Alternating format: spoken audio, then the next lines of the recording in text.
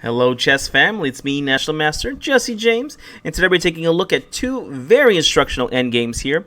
And the two things I want you to take away from this is, well, whenever you're moving your king, it's always best to move in diagonals. It's going to give you some more outs, which goes in the second part of the idea. Well, whenever you're playing your endgames, or even just chess in general, try to add as many ideas into your moves as possible. If you do one idea, it's a good move, but if you add multiples, those can be the brilliance, and those can be the exclams, the very good moves. All right, let's take a look at this position right here. So this is actually a study by Reddy in 1921, and in this position, white's trying to get the pawn across the board, or black is trying to get the pawn across this board.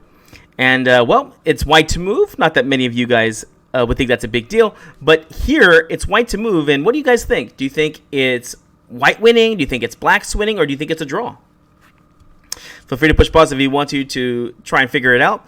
And, well, believe it or not, this is actually a drawn position. Yes, that's right. This is actually a draw, which is just amazing to me and, well, makes you fall in love with endgames in general. And here you're probably saying, well, how is this possible?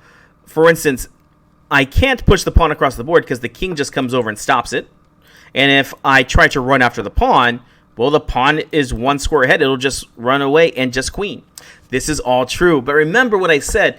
Kings are best move on diagonals, and try to add as many moves in, or as many ideas into your move as possible. Because of that, the winning idea here is actually to play king to g7. What's king g7 do? It does two ideas. Remember, there's two main ideas.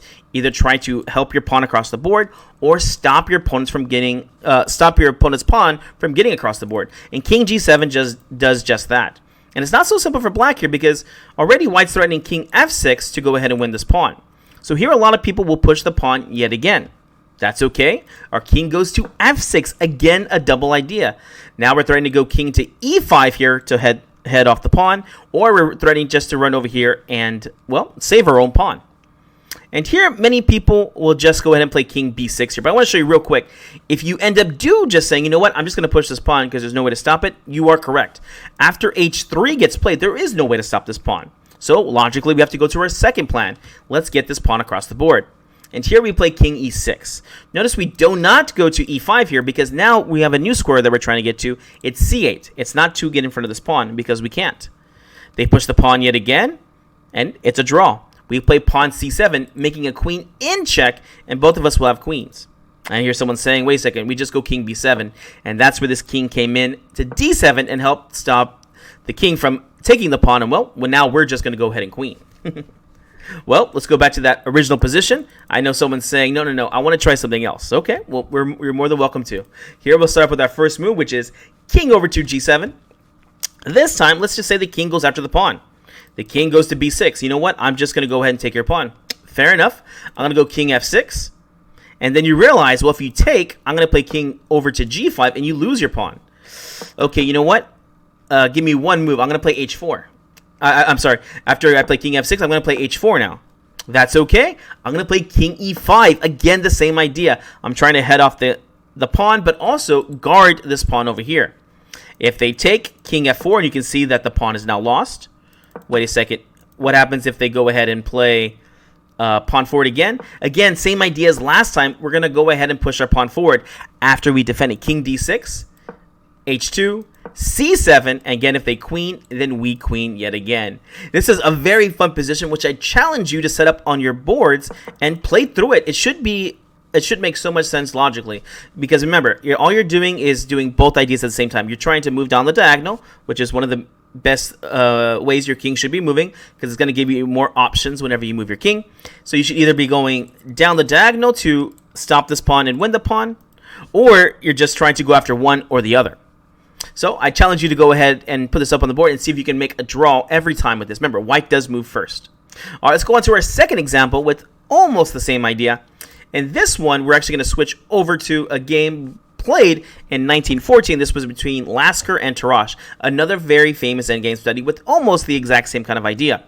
In this position, Lasker was playing the black. Tarrasch was playing the black side, and well, he thought that this position was going to be easily winning for black, and why should it be?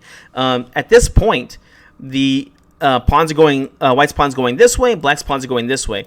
So here we see it's 3 pawns versus 2 double pawns, and this king should be able to round up this pawn pretty easily. Believe it or not, yet again, this is a draw. And again, I will show you why this is a draw. In this position right here, it is white to move, which is very important. And the only move to play here for white, and feel free to push pause if you want to and try to play through this, is to play pawn to h4. Now, what does this move do? This is going to go ahead and help us out with that exact same idea as last time. Remember, there's two ideas in this position. Either we're trying to get a pawn across the board, or get our king over here to either defend the pawns or win the pawns over here. So h4 has a very strong threat. What's the threat? Well, I just want to play h5. If black tries to just create a passed pawn over here, for instance, c4, well, first I'll go ahead and take. Pawn takes, h5, and now it just becomes an easy draw. c3, pawn takes, and then after they push, we're just going to go ahead and push. And, yeah, it's just going to be a draw position here, which is very crazy because I can already hear someone say, hey, white has an extra pawn. How is this a draw? The queen and pawn endgames is another lesson we'll look at. Just know they can be very difficult to win, even when you're up an extra pawn. There's too many checks on this board. So, going back to that position after h4, and then here, black cannot push the pawn forward because it becomes a draw because white is threatening h5 just to get the pawn across the board. Black must go ahead and play king to g4. Okay, now the pawn is lost, right? Yep, the pawn is definitely lost. There's nothing white can do to stop it. And so now the pawn's lost, and now I can just create a passed pawn. Creating a passed pawn against the 3 pawns versus 2 is typically a very easy idea. And it is, and it can be done here also. I will say the double pawns do actually do make it quite a bit of challenge, as if they were just set up regularly, that would be a lot easier for black in this position. Anyways, with that being said, here it's white to move, and there's only one move to get to that drawn position. What do you play? Or if you push pause and try to figure it out, believe it or not, the only move here to play is the dual idea, king to g6. And someone's already saying, hey, you said king's best move on diagonals. This is true, but king f6 here falls for a fatal flaw. And when you're playing your endgames, do not forget this idea. Whenever you get a pawn across the board, you should always be worried, at least if you're the opposite king, of where the pawn gets across the board because it could make a check.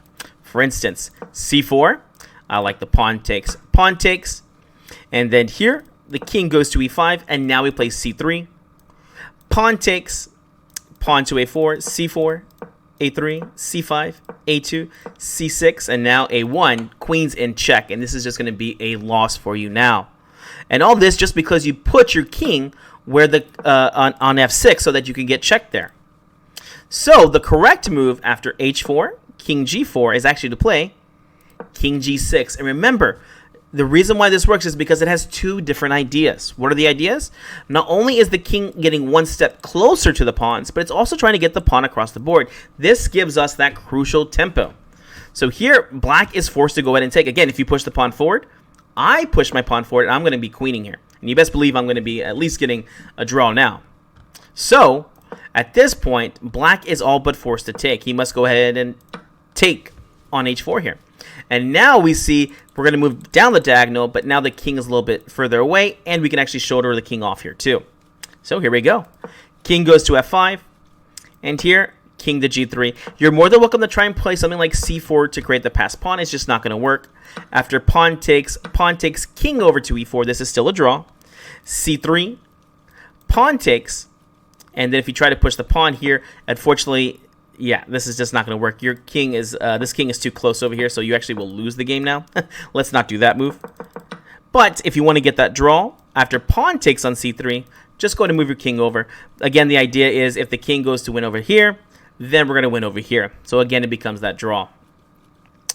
So back to the game, or at least the best line that you could play, which is actually the king over to g3. King goes to e4, and it looks like actually white's winning here, but with correct play, black is able to draw this. King f2, king d5, now to win the pawn, and now notice this very nice skill here by black. King over to I'm sorry, what is that? e3. King takes over here on c5, and now a very nice move here by black. King to d3. The idea is that you're going to actually win the b3 pawn instead of taking on b2 first. If you do take the b2 pawn, you actually will lose the game. So king takes, king over c2, and here you see that, yeah, it doesn't matter if you push the pawn forward. I'll just trade and then take on b2. So they take on a5, and now we take on b3, and now we're going to win this b2 pawn. Remember, guys, when you're playing your endgames, go ahead and try to fit as many ideas as possible into your moves. That's going to help you out to make stronger moves. But then also remember, in endgames, kings are best move on diagonals. All right, guys. We'll see you in the next video.